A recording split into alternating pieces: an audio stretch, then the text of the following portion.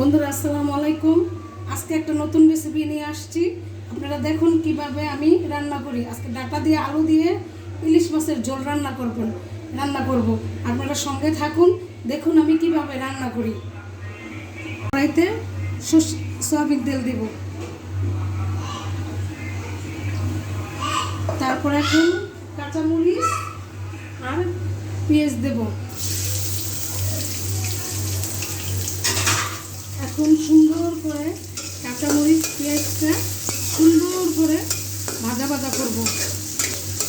দেখতে থাকুন বন্ধুরা কিভাবে ডাটা দিয়ে আলু দিয়ে ইলিশ মাছের ঝোল রান্না করি। আপনারা সবাই বাসায় ট্রাই করবেন আমার রান্নাটা দেখে।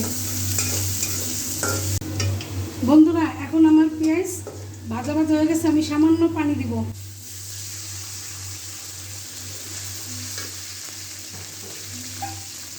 তারপর আমি লবণ দেব, স্বাদ মতন লবণ। ইলিশ মাছের তরকারিতে আদা রসুন না দিলেও চলে। তারপর আমি সামান্য একটু আদা রসুন দেব। তারপর আমি দেব মরিচের গুঁড়ো।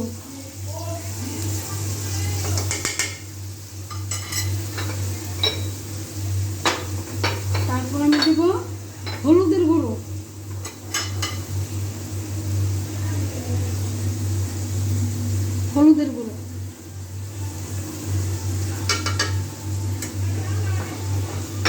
তারপর আমি দেব ধনিয়ার গুঁড়ো।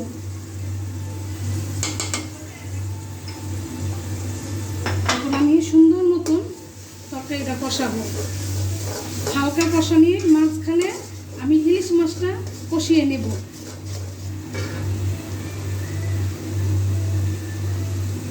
আমি এখন ইলিশ মাছটা সুন্দরভাবে কষিয়ে নেব।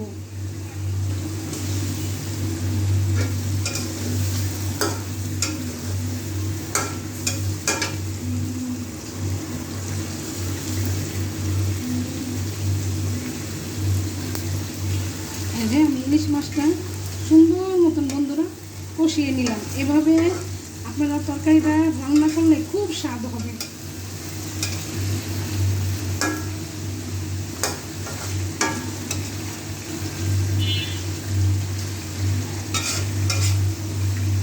এখন আমি হালকা করে একটু পানি দেব।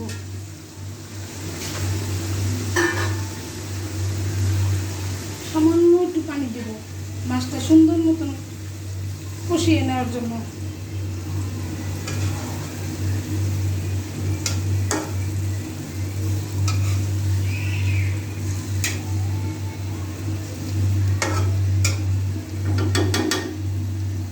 আমার মাছ কষানো হয়ে গেছে, এখন আমি মাছটা তুলে নিব।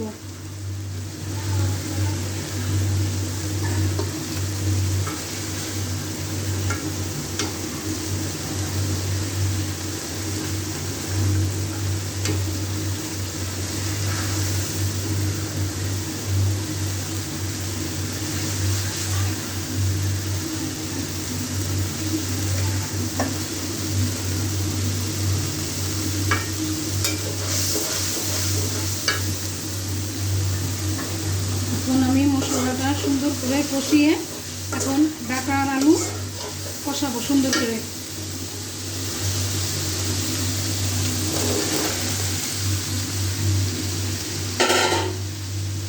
এখন আমি সুন্দর করে এটাকে কষাবো। বন্ধুরা আপনারা বাসায় এভাবে ট্রাই করে দেখবেন, রান্না করে দেখবেন, খুব স্বাদ হয়।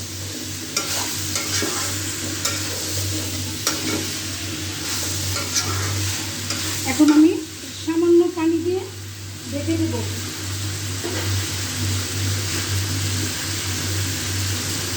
সামান্য পানি দিয়ে এখন আমি এটাকে ঢেকে দেব।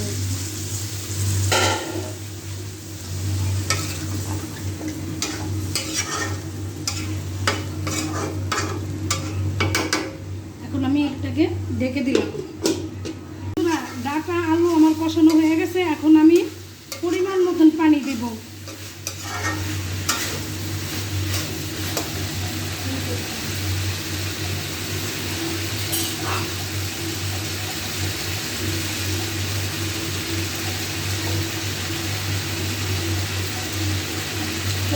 মতন পানি দেব।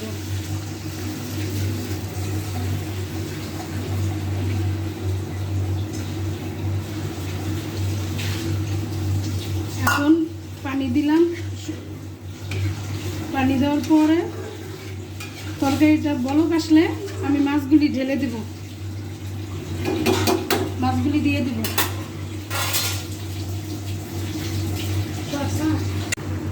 তরকারি আমার বলক হয়ে গেছে, এখন আমি মাছগুলি সুন্দর করে ঢেলে দেব।